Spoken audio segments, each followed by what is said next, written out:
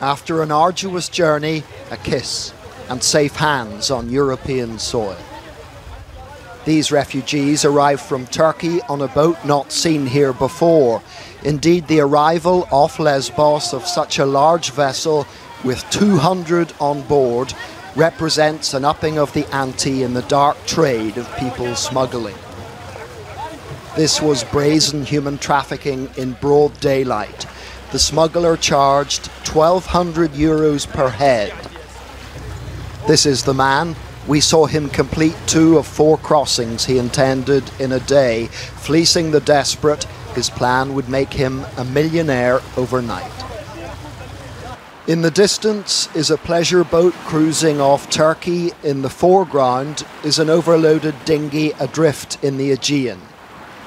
These refugees had to paddle their way to Greece because their outboard died. Inflatables bring most of the people here. In the space of just 2 hours, we saw 1,500 reach this island in 30 boats. Propelled by hope and a few horsepower, they were arriving in what for them is the new world. Bye-bye Turkey, bye-bye Syria, bye-bye. Mostly Syrians, but Iraqis and Afghans as well. For some of these people, traumatized by war and the exertion of escaping it, this was emotional. I'm safe, my family, my child is safe. I'm very grateful that I'm here and I'm safe from the fighting that was Afghanistan. Many of them telephone worried loved ones to tell them they've made it across safely. Omid is speaking to his mum and dad, who he left behind in Syria. What did they say? Oh. They say, they cry. They don't, they can't speak. Just cry, just cry. I speak with them. Yes, I say, call to my aunt, call to my grandmother, and call to other my family and say, we are safety, don't worry, we are here. One of the other human traits on display here is greed. The greed of the human traffickers who force refugees to make the crossing crammed together with no room to move. The Turkish smugglers are packing these boats to dangerous levels. These people only have room to sit ramrod straight. The comparison is often made with sardines, but at least sardines get to lie down. This woman can't move her legs. She's had a child on each of them for 2 hours and they are numb. The demand is such that the dinghies are coming here round the clock. Darkness makes the crossing even more frightening and perilous. I was so afraid because of the water, but now I feel very happy. But some crossings don't end so well. Last Thursday, a baby boy died in the darkness.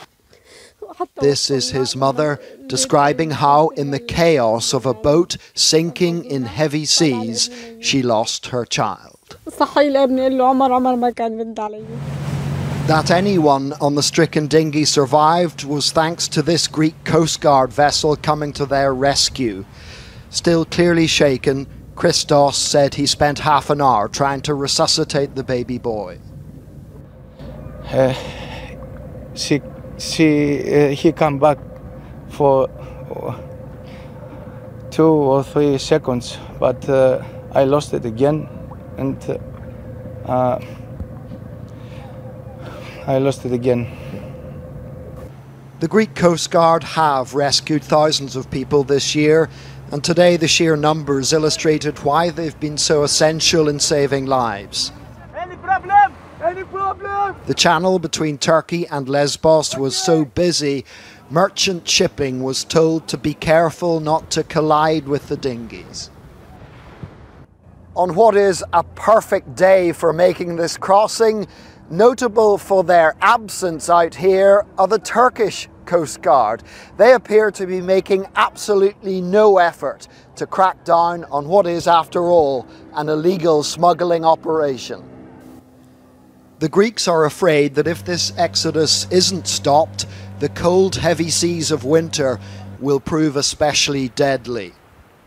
When the weather did close in here, The only people we could see on the water were refugees, forced to set out by the ruthless Turkish smugglers. So regardless of the risks, the flow of refugees is unlikely to diminish. The Syrian war is not seasonal, so neither is fleeing it. Also, the refugees know that if they make it this far, they will experience another human trait they haven't seen for a while. It's called kindness. John Irvine, News at 10, Lesbos.